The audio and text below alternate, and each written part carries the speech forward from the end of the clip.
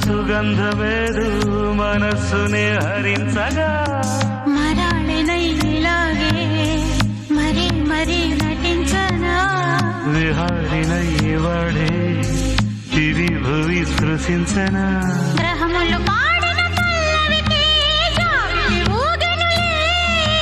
కొమ్మను దాకా